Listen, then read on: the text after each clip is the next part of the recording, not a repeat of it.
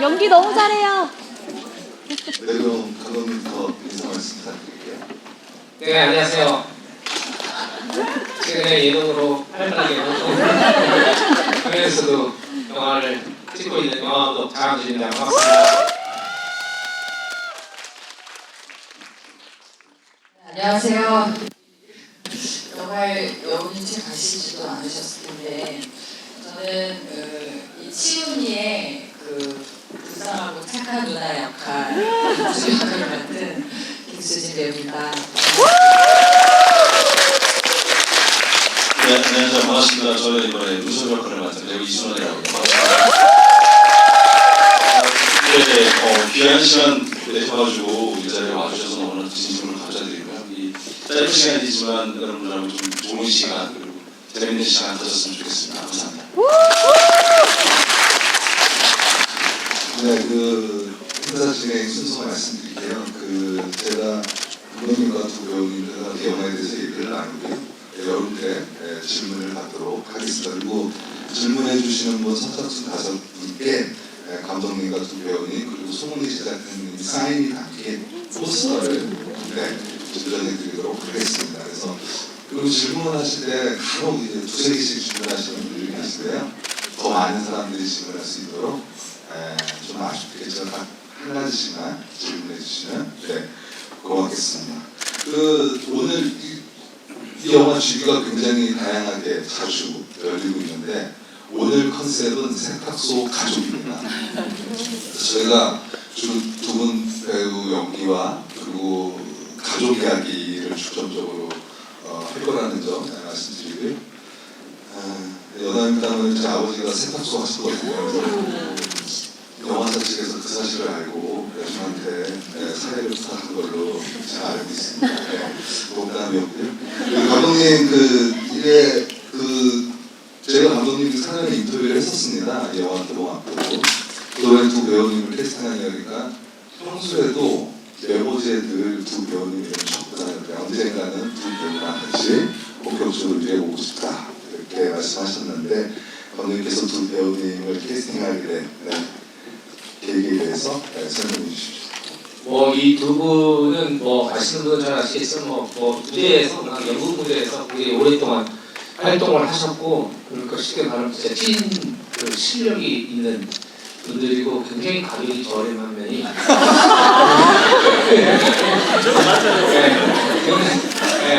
농담이고요. 아까 우리 김영동 기자님 말씀해 주신 것처럼 항상 그 핸드폰 메모장에 다음 영화나 다음 드라마를 어떻게 하게 됐는데 무슨 역할일지 모르겠으나 같이 하고 싶은 배우들의 이름을 항상 써놓거든요. 그건 이제 유명한 배우들 이런 거 안 유명한 배우, 유명한 배우 이런 게 아니고 진짜 연기를 지금 이 순간에 내가 잘하고 있다고 생각하는 배우들 같이 일하고 싶은 배우들 이름을 써놓는데 이 두 분이 거기에 이름이 계셨고 그리고 그래서 제가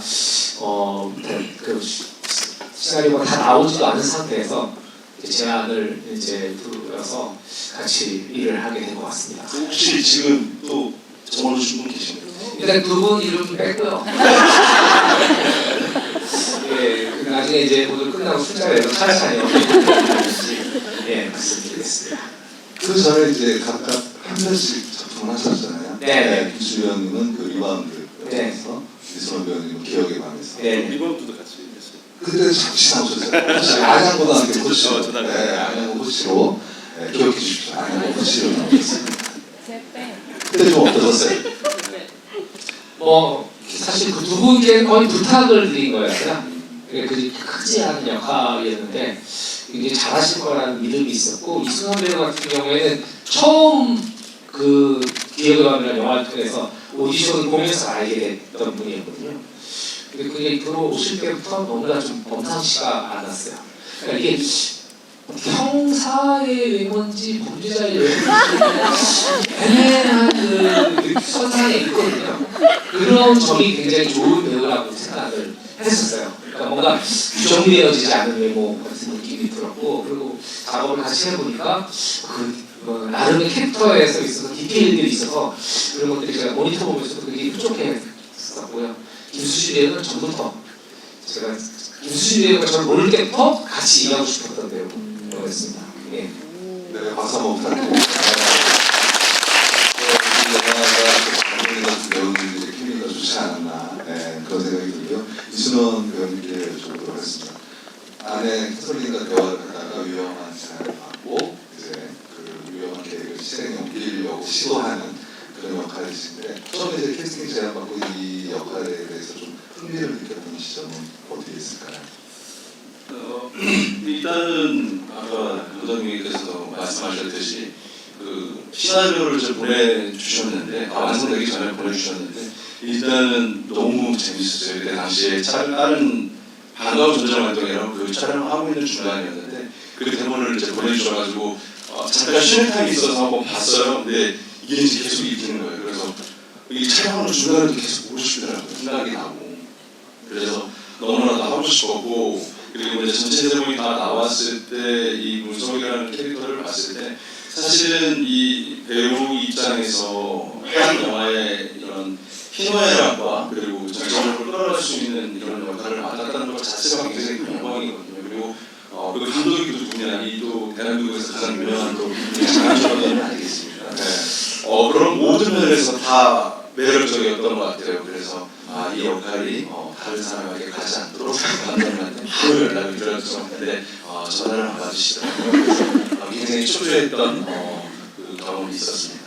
네. 그 배우님께서 한국에서 굉장히 유명하다고 말씀하셨는데 저희 리바운드라는 영화로 지난주 토요일날 울주 산학영화제에서 주의를 했었어요. 저랑 그때 제가 한국영화계 BTS라고 소개를 드렸습니다. 감독님께서 왜 날 죽이려고 그러냐 그랬던 농담이었습니다. 그리고 김수진 배우님 불쌍하고 착한 캐서린 역을 맡으셨는데 마찬가지로 또 이 원래 실화 혹시 아시는 분 이게 실화의 모티브를 해서 감독님께서 직접 각본을 오리지널 각본을 쓰신 건데 실화에서 캐서린은 굉장히 비련입니다. 그래서 저는 이제 그런 거 없이 감독님께서 새로 캐릭터를 만드셨는데 어떠셨나요? 제안을 받았을 때. 저는 사실 다른 매체도 말씀드렸을 그 가족 사진에 나와요. 그래서 가족 사진 소품 사진을 찍으러 가다가 본격적인 이제 제안을 받았을 때 대본이 그때는 준비하고 계셨었고 저는 그 캐릭터를 보고 결정을 했다기보다는 감독님을 믿고 따라가는 셈이 되는데 너무 불안했어요. 왜냐면 그 영화를 재작년 10월에 저희가 만들었는데 그 전에 이제 한 2년 전쯤에 감독님이 준비하시던 다른 영화에 다른 빌런을 제안을 해주셨었거든요. 남자 빌런의 최후가 되게 좀 무지하게 끝났던 걸로 기억이 돼요. 두개골이 박살이 나는 뭐 그런 것들이었는데 너무 나쁜 그런 캐릭터여서 이번에 쓰지도 않은 대본에 도대체 어느 정도의 악랄하고 무서운 사람으로 그려질지도 모르겠고 제가 이제 영화를 99년도부터 이제 단편 영화부터 알게 된 친구, 유수 감독하는 친구가 있는데 그 친구가 항상 제일 첫 영화를 찍는 감독이 정말 무서운 감독이다라고 생각하지만 두 번째 영화를 찍을 땐 감독이 악마같은데요. 그게 역시도 많아지고 막 감독님이 근데 기업회감 이후로 오래 쉬셨었던 준비하시고 막 길었었는데 여기서 너무나 끔찍한 상황을 만드시면 어떡하지 이런 고민을 하면서 이제 대본을 받아봤는데 제가 되게 기대했던 거하고는 되게 많이 달랐었던 것 같아요. 그래서 현장에서도 되게 유쾌하고 재미있게 작업을 할 수 있어서 지금 이제 감독님 말씀은 웬만하면 다 믿고 수용하는 네, 그런 사람이 됐습니다. 네, 잘 들었고요. 그 감독님께 여쭤보도록 하겠습니다. 아까도 말씀드렸지만 실화에서는 그 누나의 남편이 미국인입니다. 외국인데 여기서는 이제 교포로 설정을 했잖아요. 그건 결국 감독님께서 미국 교포 사회에 살고 있는 어느 한 가족을 한번 집중적으로 통제해 보려고 하셨던 것 같아요. 왜 굳이 이걸 만약에 이제 한국 상황에도 이제 적어놓으면 되는데 왜 꼭 굳이 미국의 교포 사회를 좀 들여다보고 싶었었는지. 이 얘기를 접했을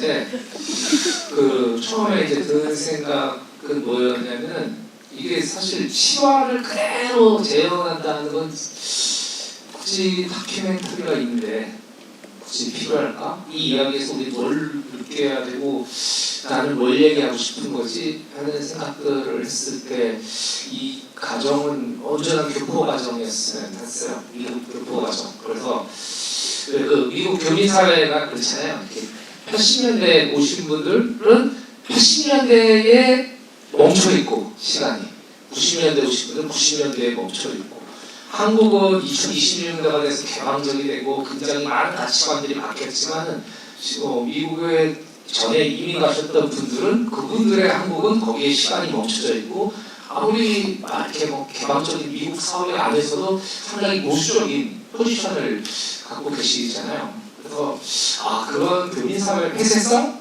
이런 것들이 좋은 기대가 될 수도 있겠다고 생각을 했어요. 그분들이 처음에 영어도 잘 못하면서 미국으로 갔을 때 얼마나 힘들었을까. 그리고 그분들이 신용도 없었을 테고 은행에 융자도 못 받는 상황이었을 테고 할 수 있는 것은 모두가 꺼리는 일부터 시작해서 부부가 악착같이 잠을 안 자고 돈을 벌어서 조금씩 안정된 생활을 하는 와중에 믿을 사람은 오로지 가족. 그러니까 쉽게 말하면 그 가족이 세상의 유일무이한 공동 운명체가 된 사람들이죠. 이 사람들 안에서 어느 순간에 그 어떤 위기랄까요? 어떤 갈등이 벌어졌을 때 그들은 어떻게 해결할 것인가? 그리고 그것들이 생존과 탐욕의 문제라면 그들은 어떻게 이것을 헤쳐나갈 것인가라는 면에서 봤을 때 이 사건이 저한테는 그 얘기를 굉장히 하기에 좋은 무대였다고 생각이 들어서 그렇게 했습니다. 네, 설명 잘 들었고요. 이번에 이진원 배우께서 보고 들었어요. 첫 번째 챕터에서 천황이랑 술 먹고 막 옛날 얘기, 교회 얘기, 여러 가지 얘기를 많이 하는데 그러면서 갑자기 이제 원래 네 누나가 시켰어 그러면서 갑자기 싸늘해지면서 굉장히 스릴러로 이제 바뀌잖아요. 그때 눈빛 그 스틸 컷도 있는데 눈빛이 굉장히 무섭더라고요. 감독님께서 말씀하셨듯이 형사인지 범죄자인지 모르는 그런 순간적으로 나오는 그런 연기가 있으신데 그때 연기하실 때 좀 어떠셨는지. 그러니까 사실은 이 윤석이라는 인물이 이제 비밀을 간직한 채 삶을 계속 이제 살아가고 있는 거잖아요. 근데 사실 거기에는 굉장한 죄책감도 있을 것이고 이제 여러 가지 감정들이 굉장히 이제 공유를 이제 하고 있는 공존하고 있는 그런 상태에서 이 천황과 이 술자리를 갔다가 어떻게 보면 이제 실언을 한 거잖아요. 근데 이제 한번 내뱉은 말을 주워 담을 수가 없는 거고. 그러다 보니까 그 상황에 이제 휩싸이다 보면 이 사람의 그 감정이라는 게 그 짧은 순간 굉장히 많은 것들이 왔다 갔다 하거든요. 이걸 어떻게 수습을 할 것인가 아니면 그냥 에이 장난이었어 라고 갈 것인가 그 순간적인 선택을 하는데 그때의 시원스 멋져 보여줘도 좀 신경을 좀 쓰다 보니까 그런 눈빛이 좀 나왔던 거 아닐까라는 이제 생각이 듭니다. 네, 보면서 좀 굉장히 무서워가지고. 네. 김수진 배우께 여쭤볼게요. 이마 콜프롬 시스터에서는 보면 이제 얼굴 안 나오시는데 계속 전화 목소리로만 계속 들리잖아요. 이 형이 네 좋아하는 형이 나를 때렸어 막 그리고 계속 이제 하소연하고 동생한테 그런 얘기를 하는데 이게 그런 연기를 할 때 목소리만 나오는 거잖아요. 그럴 때는 일반적인 연기와 좀 약간 다른 점이 있나요? 어떠신가요? 실제 배우 연기를 하실 때는 어떠신가요? 저는 끝에서 촬영하고 나서 그 뒤에 이제 그거를 한번 따서 가이드를 친이한테 주고 그 다음에 이제 저는 이제 얘기할 때 그 연기를 했는데 저희 산막에서 세 번째 챕터에서 보여줬던 모습 그리고 그 이런 회피폐함을 가지고 있었던 가지게 된 요즘의 상황을 좀 상상하면서 연기를 했는데 거기서 되게 많은 분들이 다양한 출연을 해주시긴 하더라고요. 관계 중에 전화를 받았다, 했다 이런 얘기들이 그래서 얼마만큼 구체적으로 제가 생산을 했는지는 여러분의 상상에 맡겨야 되겠다. 저보다 훨씬 더 이렇게 가지고 있는 경험에 따라서 깊이 있게 생각을 해주시는 것 같아가지고 그런 뭐 다양한 생각해 주시면 감사합니다. 네, 알겠습니다. 감독님께 여쭤보도록 하겠습니다. 1막 굉장히 뭐랄까 굉장히 섬찟하지 않습니까? 그 문 고리 하나를 두고 누구는 총을 들고 서 있고 누구는 칼을 들고 서 있고 저 문을 열 것인가 말 것인가 하고 다 끝나잖아요. 감독님께서 여러 가지 상상을 하셨을 것 같아요. 막상 문을 열었을 때 정말 총을 쏘고 칼을 던지고 막 이런 튀기는 전 싸움이 될지 아니면 야 사실은 말이야 이렇게 또 얘기가 될지 여러 가지 여러분들도 상상을 할 수 있었을 텐데 감독님은 쓰시면서 좀 어떤 생각을 하셨는지 여쭤보도록 할게요. 저는 사실 이 모티브가 된 실제 얘기에서는 그 천함이 매형을 죽여요. 천함이 매형을 죽이는데 제가 이제 만약에 그 문을 열어서 더 이야기를 진전시켜봐라 하면은 저는 나와서 둘 다 칼을 감추고 총을 감춘 상태에서 아무렇지도 않은 듯이 관객은 알고 있고 이들이 누가 먼저 총을 볼 것인가 누가 먼저 칼로 찌를 것인가 이런 것들에 대한 긴장감을 가지고 있고 절대 취한 와중에도 천연덕스럽지만 상대방에게 등을 보이지 않는 상황들에서 서로 알면서도 모른 척 하면서 어느 순간에 누군가의 공격이 시작될 텐데 제 상상은 문석이 권총을 꺼내서 치문을 겨누다가 자기 머리를 쏠 것 같아요. 제가 생각한 건 그런 거죠. 예. 저는 그런 상상을 못했는데 둘이 그냥 총 쏘고 막 끊어주고 누가 하나 다 쓸어주고 계속 그렇게 되지 않을까라는 생각을 좀 했었는데 좀 이거 여담입니다만 이거 혹시 미국에서 촬영한 걸로 알고 계신 분 계시나요? 이거 어느 분이 정말 미국 가서 찍으신 줄 아시더라고요. 일산에서 찍은 걸로 알고 있어요. 그래서 감독님 근데 이게 그래도 미국 그 배경 화면이나 이런 걸 위해서 미국은 다녀오신 거죠? 네, 외관이나 이런 부분들 그리고 이제 문석이 세탁소에 가기 위해서 길을 걸어가는 치즈 소스, 치즈 소스들을 제가 미국에 가서 찍어왔고 이 두 분은 미국에 간 적이 없습니다. 네, 그런 부분들이 어떤 CG의 기술이 많이 좋아졌다. 네, 그렇게 생각합니다. 예.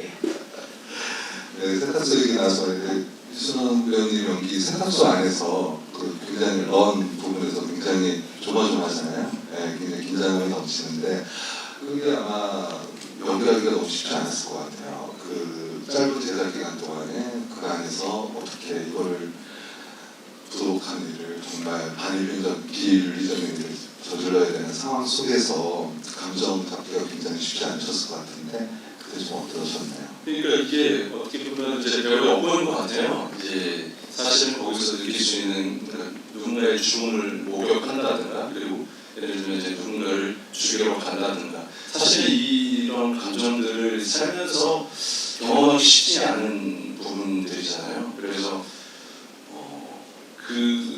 그 감정을 조금 더 이제 간접적으로 느낄 수 있는 걸 좀 하기 위해서 다큐멘터리라든가 그리고 그런 걸 좀 많이 봤는데 그리고 제 스스로의 이 감정을 그러니까 사실 저는 이제 개인적으로 이 감정에도 근육이 있다고 이제 생각을 하기 때문에 그 감정을 계속 그 근육을 사용을 해야 거기까지도 갈 수 있는 부분들이 있기 때문에 그거를 준비하기 전에 좀 이 감정들을 좀 만만하게 만들려고 좀 노력을 했었는데 사실 그 촬영 당일날 그거를 찍는데 잘 안 나오더라고요. 그래서 그래도 이제 했어야 돼서 했는데 이제 감독님이 이제 컷을 주시면서 이제 저한테 그러시더라고요. 되겠냐? 딱 이러셔가지고 그래서 저도 솔직하게 아니요라고 얘기를 했어요. 그래서 감독님께서 그럼 너한테 얼마만씩 시간을 얼마나 줘야 되냐. 그래서 제가 그때 당시에 한 2시간 반 정도 시간을 주세요 라고 이제 얘기를 했어요. 근데 너무나도 그래? 딱 이러시더라고요. 그렇구나. 그러고 나서 그럼 뭐 남는 시간 뭐해? 밥 먹자. 그래서 이제 밥을 이제 먹는 시간을 근데 이제 감독님 왜냐면 그때 당시에 촬영이 이제 저희가 이제 정해진 시간이 있었어요. 그 안에 해결을 해야 되는데 이 사람이 그런 쫓기다시피 하다 보면 이게 사람이 감정이라는 게 잘 안 잡히기는 하거든요. 근데 감독님도 분명히 그때 그때만을 쫄리셨을 텐데 너무나도 그냥 태연하게 어떻게 보면 그게 저는 나중에 봤을 때 저에 대한 배려라고 생각했어요. 근데 그때 감독님이 저한테 야 시간 없으니까 최대한 네가 좀 빨리 잡아 뭐 이런 식으로 했으면 저는 더 쫄렸을 거예요. 근데 이제 너무나도 쿨하게 해주셔서 아 오케이 그럼 2시간 나한테 주어진 시간 동안 한번 해보자 해서 사실 차에서 좀 음악을 미친 듯이 틀어놓고 소리도 좀 지르고 여러 가지 그 시도를 좀 했어요. 근데 어느 순간 한 포인트에서 딱 그 제 감정이 하나가 딱 건드려지더라고요. 그래서 부모님한테 저 지금 될 것 같아요. 그랬더니 그래? 하더니 이제 바로 촬영을 야 준비하자 이렇게 시작하시더라고요. 그래서 그 장면을 좀 그나마 좀 편하게 찍을 수 있어서 이 자리를 빌어서 감독님께 너무나도 감사하다고 말씀드리고 싶습니다. 감독님의 배려는 아니었나요? 근데 막 배려 자기가 못 찍겠다는데 뭐 어떻게 이게 사람이 하는 일이니까 사람이 하는 일이니까 쫓기는 건 쫓기는 거고 결국 시간에 쫓기는 거 사실 어느 정도 감만 잡으면 니는 속도가 붙어서 나갈 수도 있잖아요. 나갈 수 있는데 사람이 하는 일이고 사람이 보는 일이고 사람이 보여지는 일인데 그것을 사람을 배제하고 한다는 것 자체는 사람을 기계처럼 만들어버리는 거니까 그런 거는 뭐 저의 방식하고 맞지가 않고 이성 배우하고도 그렇게 잘 한다는 건 괜찮아요. 너무 좋았어요. 네. 네, 알겠습니다. 김수진 배우님께 여쭤보도록 하겠습니다. 그러니까 앞서 어떤 시대에서 관객분이 그런 질문을 하시더라고요. 그러니까 둘이 서제스천 그 챕터에서 이렇게 막 얘기하다가 전화가 병원에서 걸려오잖아요. 어머니가 암에 걸렸다는 그 캐서린이 전화를 받는데 그때 굉장히 이제 굉장히 힘들어하는 표정 연기를 하는데 어떤 관객은 김수진 배우님 얼굴을 통해서 살짝 웃는 모습을 봤다는 거예요. 그 힘든 그 전화를 받은 그 순간에 그래서 좀 연기하셨던 김수진 배우님은 좀 그런 한 관객의 어떤 눈썰미에 대해서는 어떻게 생각하시는지. 제가 근데 이제 이 덧니가 있어가지고 관객분이 읽으시기 나름인데 저는 이제 울어도 우는 생각하고 웃어도 우는 생각하고 저 예전에 이제 작품할 때 김희기 선생의 명제라는 작품할 때 너 이빨을 고쳐라 이런 얘기 하신 적이 있는데 그런 혼란을 드려서 너무 죄송하고 그 상태까지는 아직 그런 생각으로 전환되기는 전이었지만 보시는 분의 입장에 따라서 볼 수 있다는 거 열어둬야 될 것 같습니다. 배우님과 감독님은 전혀 웃음에 대한 1도 생각 안 하시고 그렇죠 감독님. 감독님은 솔직히 저도 편집하면서 얘가 왜 웃고 있지? 감정은 현장에서는 모르는데 그러니까 약간 어찌 보기에 따라서 웃는 것 같기도 하고 막 그런 거 전혀 그런 게 아니었는데 그래서 그 분위기를 좀 빼야 되겠구나. 감독님 마이크 잡으시는데 그러니까 이게 71분의 오막 구조잖아요. 한국 영화사에서 이런 실험적인 작품이 아마 제 기억에는 없었던 것 같은데 홍상수 감독 영화도 80분이에요. 이거를 그 짧은 시간에 5개의 시트로 나눠서 감독님께서 새로운 실험을 했다고 생각하시는데 또 각 막마다 굉장히 긴장감이 있습니다. 1막에서 여러분들 아시겠지만 이 이준원 배우님이 이 누나가 시켜서 그래서부터 이제 확 스릴로 들어가면서 그 다음에 3막에서 이제 서제스천 둘이 대화할 때 김수진 배우가 당신 나 사랑하지? 굉장히 잔인한 대사잖아요. 그 부분부터 공기가 확 변하는 거예요. 그 다음에 4막에서 이제 그 세탁소에 있을 때 정말 어떻게 할까 막 조마조마했는데 갑자기 대사처럼 다 강도가 들어와서 이제 이렇게 하는데 감독님께서 이 짧은 이 단편 세 개의 각각의 변곡점을 이렇게 깜짝 놀랄 만한 걸 주신 게 굉장히 인상적이더라고요. 일단 뭐 여기 문들이 이제 계속 매개체 이미지로 이제 활용이 되는데 대부분 이제 거기 있는 문들이 우리가 살면서 아마 문을 몇 번을 지나나 그러니까 문을 몇 번 열고 나가고 들어오고 하나를 생각해보면 아마 10만 번은 넘겠죠.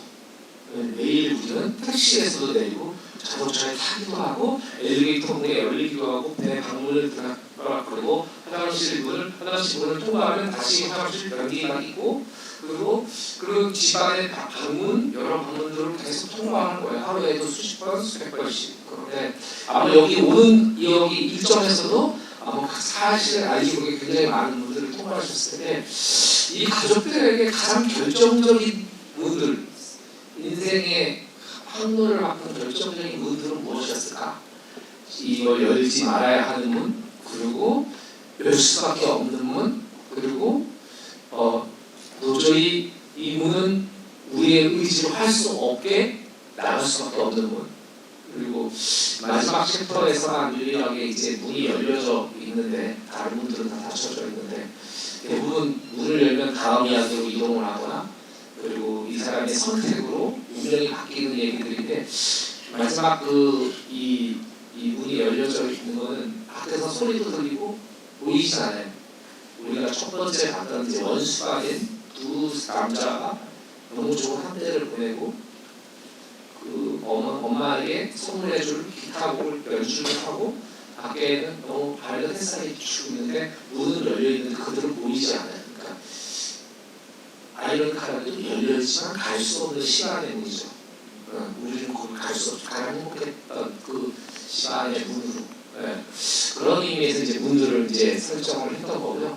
아까 뭐 변곡점 말씀하셨는데 그 챕터 3에서 원에서는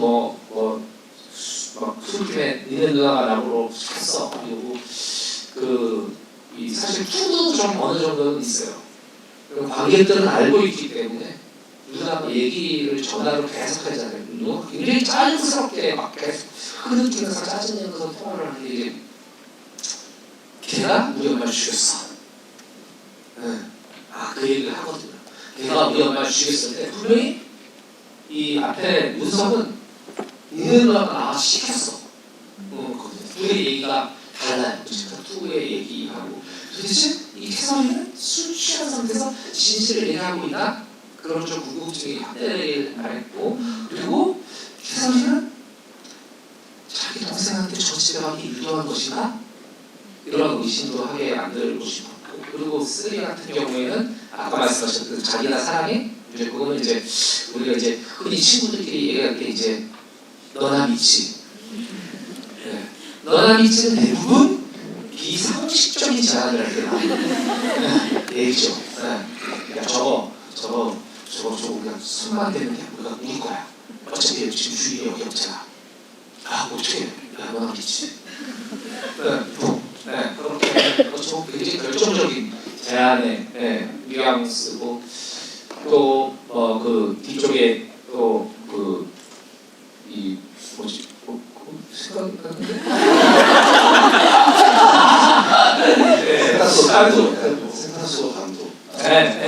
세탁소 감독. 세탁소 감독 이런 부분들 문석이 예측하지 못했던 순간이지만 문석한테는 그 세탁소 하나만 해도 여러 가지 문들을 놨으면서 선택이 계속 걸려요.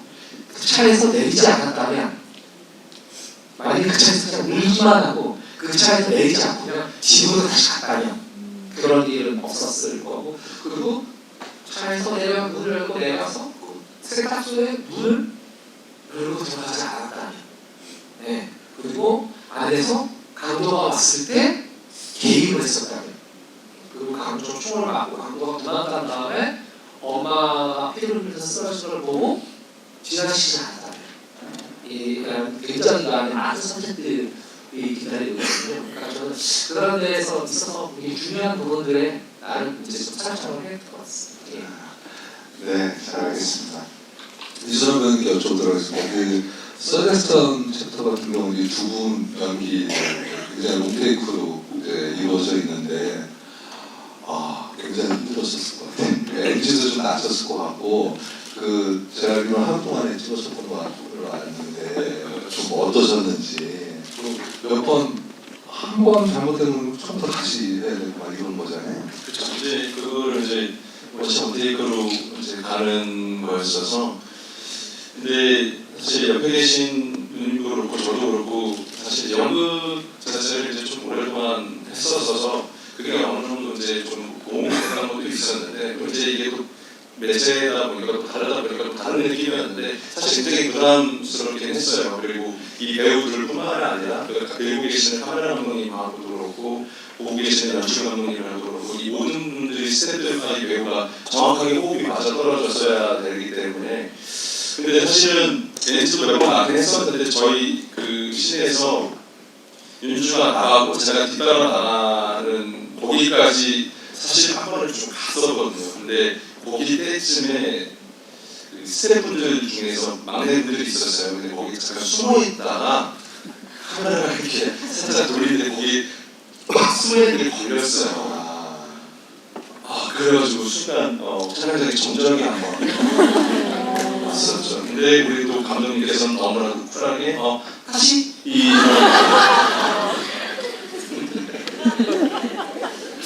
알더라고요. 어쨌든 그런 에피소드들이 있었는데 그거 하면서 굉장히 집중을 좀 많이 했었어요. 그리고 사실은 상대방 배우를 믿고 가야지만 또 가능한 것들이 있어서 좀 사실은 저는 옆에 계신 분한테 좀 의존을 좀 많이 했던 것 같아요. 그리고 저는 그 시 자체가 윤주가 계속 끌어가는 거기 때문에 저희는 계속 좀 잘만 맞춰주면 되겠다라는 생각이 있어서 언니님을 믿고서 좀 잘 따라갔던 기억이 있습니다. 네, 이순호 배우님 갑자기 든 생각에 나중에 라스 나가시면 장하준 감독님 성대모사를 시청률 핑크 치지 않을까 갑자기 그런 생각이 들었습니다.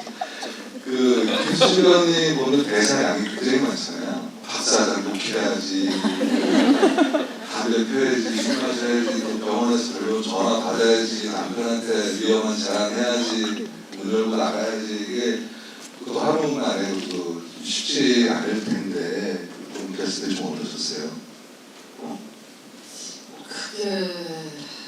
지금은 다 아름다운 배우로 나가 있어가지고 네. 근데 제가 잡아주신 분은 담배 피는 연기는 제가 참 잘했던 거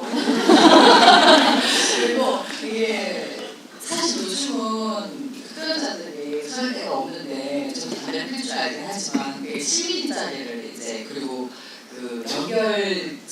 연결 부분에 맞춰가지고 이렇게 해야 되는 게 있었어서 좀 저도 하기 힘들지 않을까라고 생각했는데 되게 고양된 호흡에서 했어야 되기 때문에 여기가 많이 열려 있었나 봐요. 그래서 저도 놀라울 정도로 이 호흡기 쪽이 4시간만 지났는데 좀 쌩쌩해서 저 자신한테 되게 놀랐던 경험이 그랬던 것 같습니다. 저희 영화 보시고 복잡한 생각이 많으실 것 같은데 끝까지 잘 지켜봐 주셔서 너무 감사한 마음을 표현하고 싶네요. 네.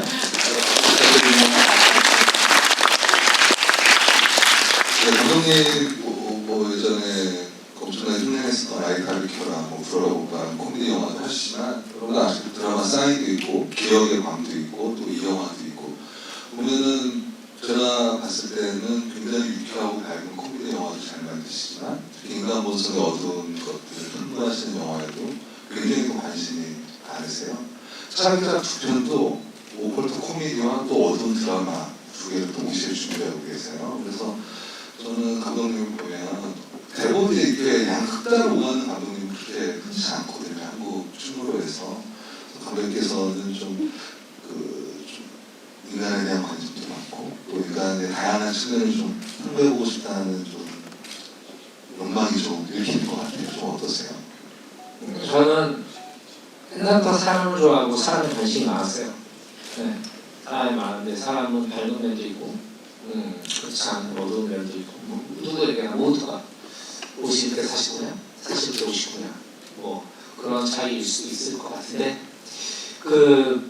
제가 사람에 대해서 계속 관찰하고 막 이런 부분들이 있는데 나이가 들면 들수록 진짜 본질의 것들을 얘기하고 싶다는 생각이 계속 들었던 것 같아요. 그래서 이제 그 전에도 제가 친한 조건식 감독님한테 형 푸른제로 만들어갖고 형 푸른제로 갖고 잘하잖아. 근데 그분은 저보다 더 힘이 없어요. 나는 이제 그런 거 오면 될 것 같아. 왜? 그거는 젊었을 때 할 수 있는 일일 것 같다. 뭐 이런 얘기들을 하는데 저 역시 이제는 막 이렇게 코미디라는 것들이 막 잡는다 목적인 그게 나쁘다는 게 아니에요. 잡는다 목적인 것들을 하는 재미보다는 잡는 수단이 되는 재미. 네, 이런 것들을 이런 얘기를 표현하고 싶으면 코미디라는 수단을 쓰는 거고. 이런 얘기를 하고 싶다면 스릴러를 쓰고 이런 얘기를 하고 싶다면 멜로를 쓰고 어떤 그런 저는 저한테 어느 순간에 목적이기 위해서는 이제는 수단이 돼버린 그러면서 이렇게 왔다 갔다 하기도 하는 것 같아요. 네, 오늘도 계속 이렇게 다양한 인간의 측면들을 탐구하는 영화를 오래오래 계속 만드시길 좀 응원하는 마음이고요. 그 배우님께 마지막으로 여쭤보고 싶은 거는 이제 굉장히 이제 가족 간의 관계가 극한까지 간 이야기를 좀 다루는 출연하신 이영환 씨도 지금 좀 가족에 대한 생각이 좀 어떻게 좀 달라지셨는지 좀 기존에 갖고 있던 생각과 좀 어떠셨는지 여쭤보도록 하겠습니다. 근데 별로 그렇게 마주하고 싶지 않은 상황이라서 근데 이제 저랑은 절대 그런 선택을 하지 않을 거예요. 저기 안 하시는 분이 저는 가족이 소중합니다. 그래서 저기 지금 제 와이프가 와 계신데 안녕. 근데 저한테는 이 가족이라는 존재가 굉장히 다 그러시겠지만 너무나도 소중하고 저도 이제 아이들이 있지만 절대 마주하고 싶지 않은 그런 상황이고 사실 근데 이 영화를 찍으면서 조금 좋았던 것 중에 하나는 그런 극한의 감정까지 갔다 오니까 묘한 카타르시스가 좀 있더라고요. 그리고 나름대로 또 이 스트레스도 좀 풀리고 그래서 여러분들도 가끔 스트레스를 받거나 그러면 이 극한의 감정까지 한번 갔다 오는 게 왜냐하면 이제 그 대신에 안전한 장소에서 예를 들면 운전하시는 그 차 안에 혼자 있는 상태에서 진짜 극한까지 소리를 한번 질러보고 감정을 끝까지 한번 갔다 오는 것도 이 뭔가 굉장히 해소가 되더라고요. 그래서 뭐 그런 상황이 오면은 절대 안 되겠지만 다른 걸로라도 이게 간접적인 경험을 해보시면 굉장히 묘한 카타르시스가 느껴질 수 있습니다. 저는 사실 이 영화를 딱 찍고 나서 제가 되게 가족 구성원 안에서 되게 힘든 상황들이 되게 많았어요. 바로 이제 지난날까지도 그렇고 그런 일을 겪으면서 제가 이제 나이가 50이 됐는데 그래서 제가 그 얘기를 하냐면 50이면 지천명이라고 하는데 내가 가지고 있는 욕망과 가장 나한테 소중한 게 뭔가를 생각을 원점으로 돌아오는 어떤 시기구나 이런 생각이 들어요. 그래서 지금 아마 되게 여기에 귀한 시간을 내주신 여러분들 모두 되게 힘든 어떤 시간을 겪어왔거나 또 겪을 수 있고 지금 그런 것들이 있을 텐데 저는 이제 저희 작품이 실제 사건 모티브로 하고 있긴 하지만 되게 많은 선택의 가치를 주는 작품이라고 생각하고 이 포맷이 최선이 아닌가라는 생각을 지금 2년째 오면서 이제 생각을 하게 되더라고요. 여러분에게는 매번 아무리 안하고 되게 힘든 상황이 놓여 있다고 하더라도 선택할 수 있는 상황이 있고 손잡을 수 있는 사람이 있으니까 절대 그리고 그 어떠한 선택을 하는 것 자체가 나 자신이 된다는 거를 잊지 않고 잘 버티셨으면 좋겠다. 저도 그러고 있고 그런 생각을 해봤어요. 그래서 다들 힘내시길 잘 이겨내셨으면 좋겠다는 생각이 듭니다. 네. 그 감독님께서 아까 미국 사회 어떤 그 이들과 가족관계 없는 그 폐쇄성을 이제 다루라는 말씀을 하셨는데 제가 든 생각은 뭐냐면 인간 한자 보시면 간자가 사이 간자잖아요. 그러니까 사람들끼리 어떤 사이가 있어야 되는데 가족관계가 극한 경우는 집착하게 되고 뭐 엄마가 딸한테 집착하고 뭐 계속 그런 일들이 벌어지는 일도 한국 사회도 굉장히 많은데 어느 정도 가족 관계에서도 어느 정도의 그 사이가 좀 있어야 되지 않나. 그 시간, 공간, 인간 사이가 다 들어가잖아요. 그래서 가족에도 이 시간, 공간이니까 서로 사이가 있어야 되지 않을까 그런 생각을 해봤고 이 세 개의 간이 없으면 무간도라고 해요. 아시겠죠? 무간도가 지옥이라는 뜻이잖아요. 그래서 각자 아무리 가까운 사이들에도 어느 정도의 좀 사이를 두면서 서로 존중하면서 그렇게 살아가는 게 좋지 않을까 개인적으로 좀 그런 생각을 했고요. 사인 포스터가 기다리고 있습니다. 먼저 손 들어주시는 분들에게 제일 먼저 손 드셨어요. 하나, 세 번째 가운데 계신 그 회색 가디건에 옷 입으시고 가디건이 아닌가 하여튼 회색 옷 입으신 분은 네, 여성분 네. 가운데 네, 손 들어주세요. 네. 네, 마이크 네, 우선 질문에 앞서 이제 영화를 제작해 주신 감독님이랑 열연을 해주신 배우님들께 되게 감사의 인사를 전달하고 싶었고요. 저희가 이제 질문해 드리고 싶은 대상은 이제 감독님인데요. 이제 감독님이 이제 여러 매체에서 인터뷰를 하셨을 때 이제 이 영화가 단편에서 시작된 이제 70분짜리로 확대된 영화라고 이제 자주 언급을 하셨잖아요. 근데 그런 얘기 때문인지 일각에서는 이 영화가 차라리 좀 단편이었다면 좀 장편보다 완성도가 높았을 것 같다는 얘기가 좀 흘러나오고 있는데 이 의견에 대해서는 좀 어떻게 생각을 하시는지 궁금합니다. 말씀하신 대로 원래는 이제 이 단편으로 찍으려고 이제 계획을 첫 번째 챕터만 단편으로 찍으려고 했는데 이제 첫 번째 챕터를 쓰다 보니까 이건 왜라는 게 없으면 이 이야기는 할 필요가 없는 얘기다.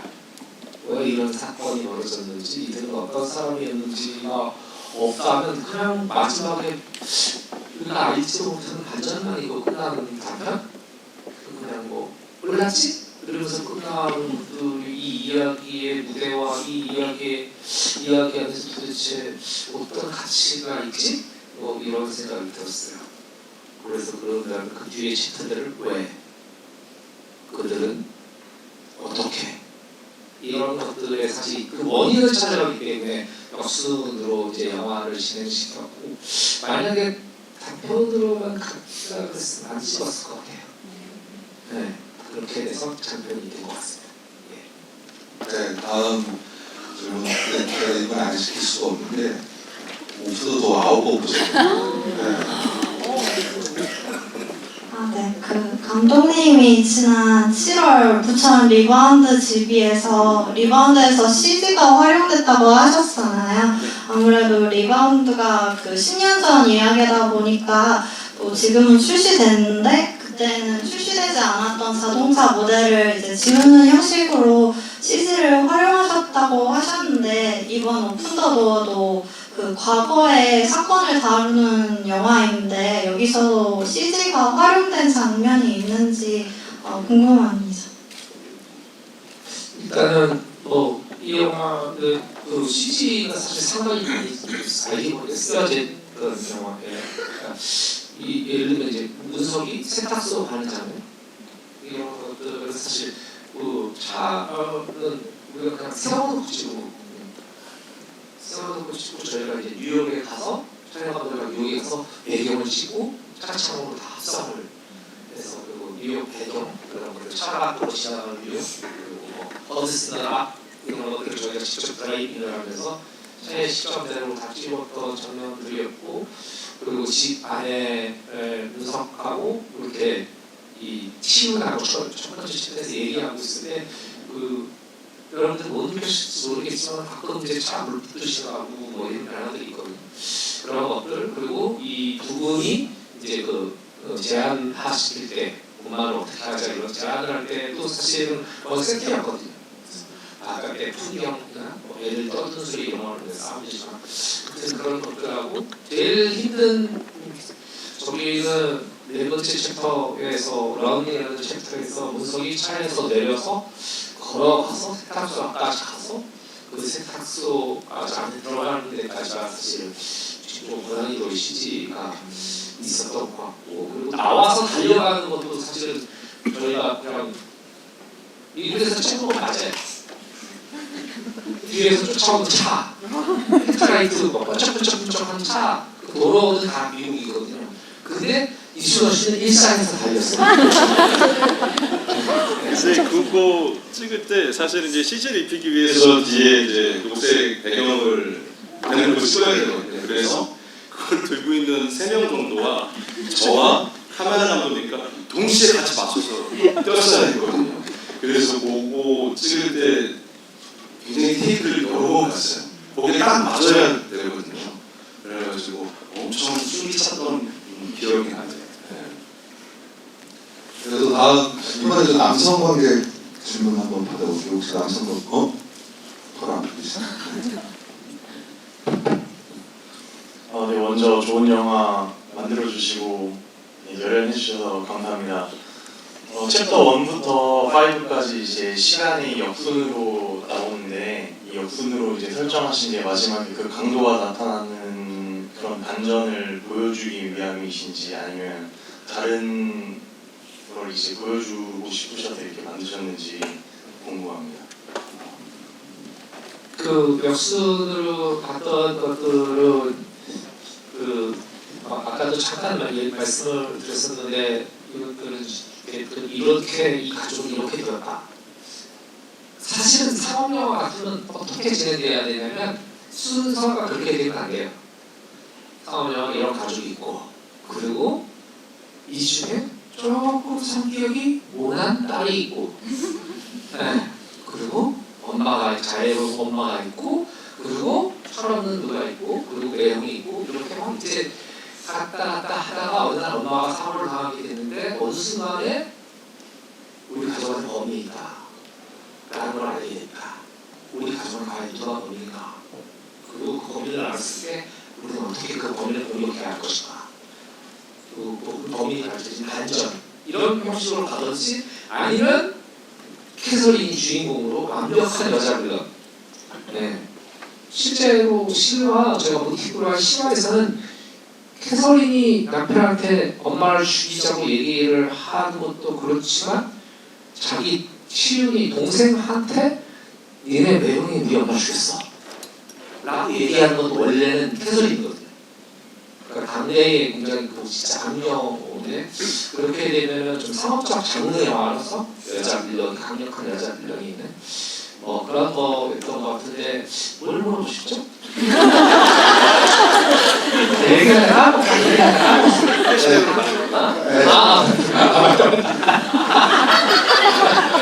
네. 그런데 이제 이 영화는 왜 그들은 어떤 사람이었는가? 그래서 그들이 관객들이 가면서 계속 안타까웠으면 좋겠다고 생각했어요. 아 저런 사람들 저 문을 열심히 알지. 아 저기서라도 멈출 수 있었는데. 아 왜 저 전화를 받고 갔지? 그리고 이렇게 만났구나. 이 둘은 이렇게 만났구나. 그리고 이렇게 빈 집안에서 밖에서 저 사람들의 소리가 들려오는데 그런 것들에서 이제 좀 뭔가 아름다운 비극성이 좀 확대되기를 바랬다.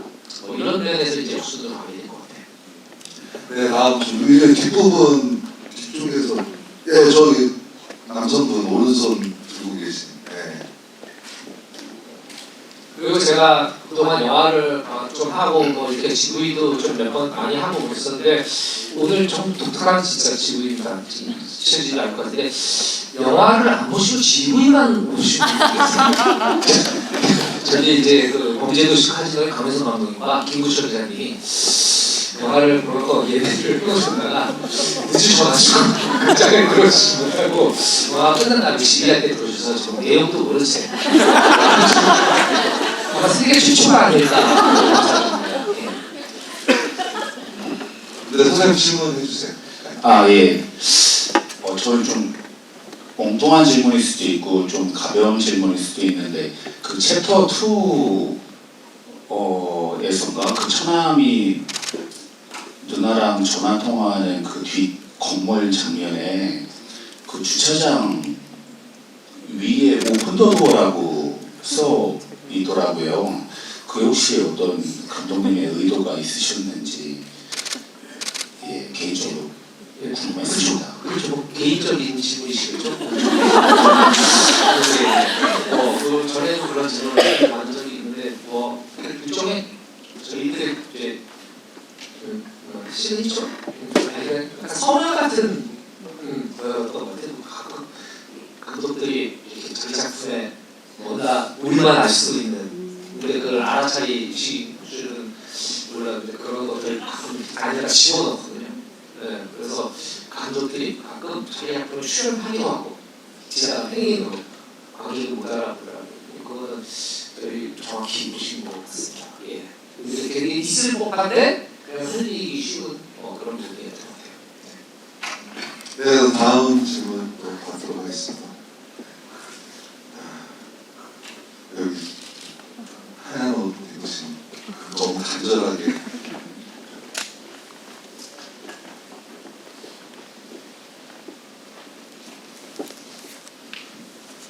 삼탄 때부터 질문하고 싶었던 건데요. 저는 사실 이 영화의 최고의 빌런은 미국 사회복지라고 생각하거든요. 보험이라고 생각해요. 사실 캐서린이 이제 병원에서 전화를 받았고 이제 그 어머니가 암 진단을 말기 진단을 받았다고 들었을 때 뭔가 분위기가 되게 많이 바뀌는 느낌을 받았거든요. 그래서 저는 미국에도 한국처럼 좋은 사회복지 그리고 의료보험이 있었으면은 이 영화의 결말이 좀 달라지지 않았을까라는 생각을 하는데 우리 보건복지부에서 저는 그렇게 생각을 하는데 감독님과 배우님들 그리고 기자님의 의견이 너무 궁금합니다. 특히 기자님의 의견이 되게 궁금해요. 왜 갑자기 저한테 화살을 돌리세요? 그리고 아까 오픈도도 질문 나왔는데 그거 제가 했습니다. 감독님 사랑합니다.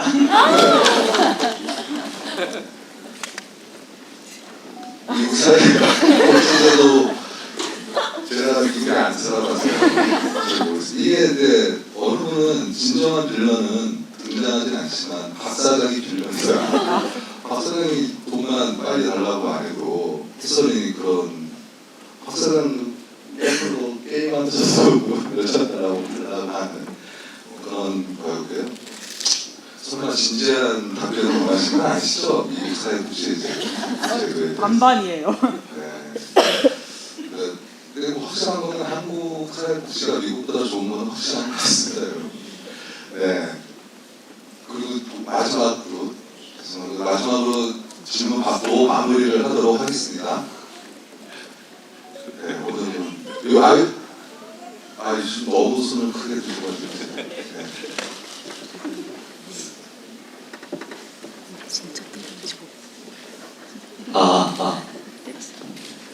이거는 제가 세 분께 다 답을 들었으면 좋을 것 같은데 가능하다면 감독님이 첫 번째로 답을 해주셨으면 좋겠습니다.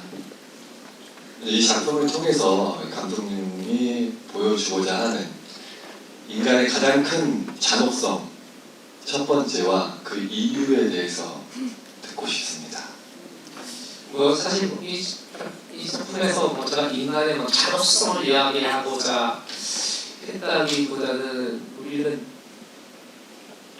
탐욕의 욕망의 문 앞에서 어떤 선택을 하는가에 대한 얘기였던 것 같아요.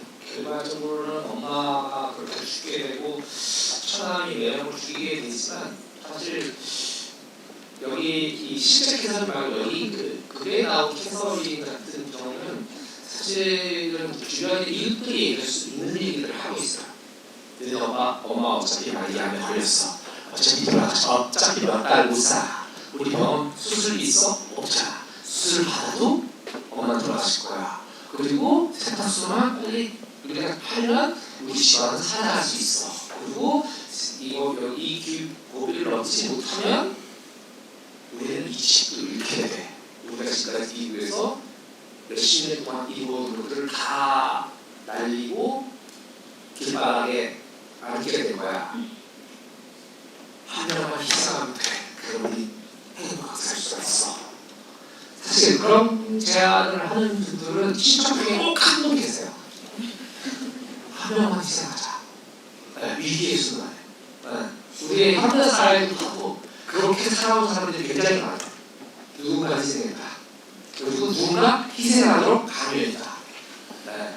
그런 지점에서 그게 좀 중요하다고 생각하는 부분들이 있었던 것 같아요. 오히려 이렇게 욕망과 탐욕의 문 앞에서 우리는 어떤 선택을 할 것인가, 이들은 어떤 선택을 했는가, 어떤 고민과 갈등을 했는가, 그런 것들을 좀 강의에서 고민하게, 좀 생각해보게 그렇게 만드는 거고, 질문을 2개 하셨어요? 아니 이제 답변했고요. 이제는 네, 시간이 거의 다 돼서 이제 마무리하는 걸로 하겠습니다. 먼저 배우님부터 마지막 끝인사 부탁드리겠습니다. 근데 잠깐 그 질문을 잠깐만 저도 얘기를 하자면 우리 사람이 살면서 인간이 살면서 분명히 잔혹한 상황은 분명히 올 수는 있다고 봐요. 근데 그거에 대한 선택은 결국 자기 자신이 내리는 건데 이 잔혹한 상황을 잔혹하게 만드는 것 또한 그 사람의 선택이다. 그래서 결국은 그 상황을 잔혹하게 만들지 말고 좀 더 긍정적으로 생각해서 그 잔혹함을 좀 더 긍정적인 마인드로 이겨낼 수 있다고 생각을 하거든요. 그래서 결국은 본인 선택인데 좀 좋은 선택을 했으면 좋겠다라는 얘기를 말씀을 드리고 싶고요. 그리고 이르신 시간까지 함께 해주신 여러분들 너무나 진심으로 감사드리고요. 이 집에 돌아가실 때 또 여러 가지 문을 열 텐데 좋은 문을 열었으면 좋겠습니다. 감사합니다.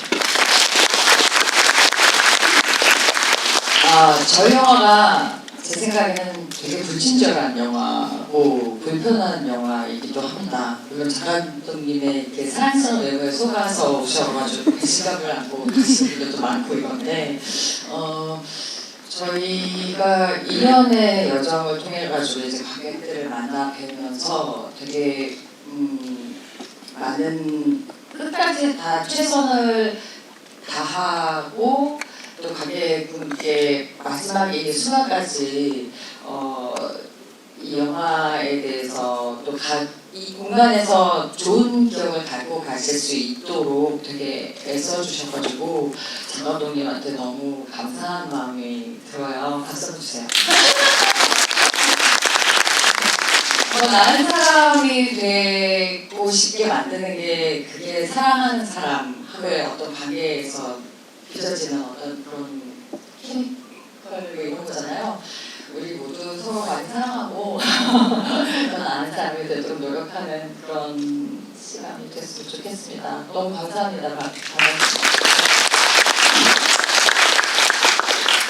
네, 그리고 저는 아까 이승원 배우 얘기를 좀 들어서 얘기하자면 앞으로 여러분들이 살아가시는 날들에 있어서 이 영화에 나왔던 문이 등장하지 않길 바라고요. 여러분들은 진짜 행복한 선택의 문, 그리고 따뜻한 위로의 문만 남은 인생에서 여실 수 있기를 진심으로 기원합니다.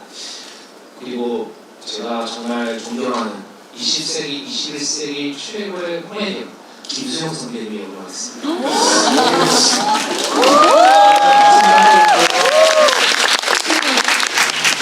저도 수 드래곤의 실물을 영접하기 이렇게 인사드리게 된지 몰랐네요. 너무 감사드리고요. 다른 오신 손님들 그리고 여러분 진짜 귀한 시간 내주셔서 이 영화를 선택해서 같이 이야기하고 이런 시간 저희한테 너무 값지고 많은 것들을 생각하게 해주는 것 같아요. 가는 길에 안전하게 돌아가시고 행복하셨으면 좋겠습니다. 감사합니다. 네, 여러분 늦은 시간까지 참석해 주셔서 고맙고요. 다음에도 장항준 감독 작품 그리고 두 배우님의 연기가 있는 영화로 여러분들 만나 뵙기를 기대하겠습니다. 여러분 고맙습니다.